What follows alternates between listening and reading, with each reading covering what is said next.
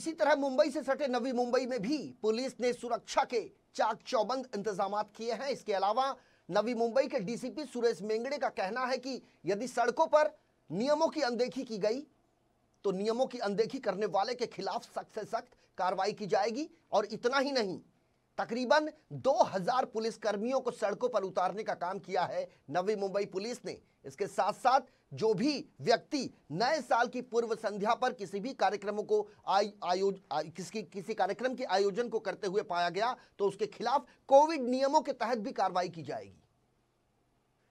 31 डिसेंबर हे सरत्या वर्षाचं उद्याचा शेवटचा दिवस आहे आणि या वर्षामध्ये आपण सगळ्यांनी खूप सहन केलेला आहे आणि आपल्या सगळ्यांच्या पेशन्सची अगदी सीमा आपण या ठिकाणी पाहिलेली आहे। नवी मुंबई पोलिसांनी उद्याचा बंदोबस्त ची नियोजन पूर्णपणे केलेला असून संपूर्ण पोलीस आयुक्तालयामध्ये झोन 2 आणि झोन 1 मध्ये सुमारे 2000 पोलीस रस्त्यावर उद्या नाकाबंदी आणि पेट्रोलिंग आणि गस्त करतील। शासनाकडून 28 तारखेला काही गाईडलाईन्स आलेल्या आहेत, त्याच्यामध्ये रात्री 11 ते सकाळी 6 पर्यंत शहरामध्ये जमावबंदीचे आदेश आहेत। 5 पेक्षा जास्त लोकांनी एकत्र येण्यास मनाई आहे। लोकांनी आपला आनंद नक्की साजरा करावा आणि 31 डिसेंबर त्यांनी साजरा करण्यामध्ये आम्ही त्यांना शुभेच्छा देतो।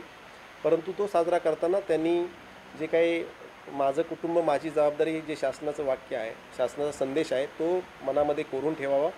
आपल्या कुटुंबाबरोबरच आपल्या घरामध्ये हे 31 डिसेंबरचं वर्ष आपण आपल्या मुलाबाळांमध्ये साजरं करावं आणि आपला आनंद द्विगुणित करावा। गच्चीवरील पार्ट्यांना मनाई करण्यात आलेली आहे। आपण मास्क आणि सोशल डिस्टन्सचा वापर करावा। पोलिसांकडून कुठल्याही प्रकारे रात्री 11 पर्यंत साजरा करण्यात येणाऱ्या आणि सगळे नियम पाळून साजरा करण्यात येणाऱ्या 31 डिसेंबरला आमची सहमती आहे। परंतु रात्री 11 नंतर मात्र अनावश्यक फिरणाऱ्या लोकांवर कारवाई करण्यात येईल।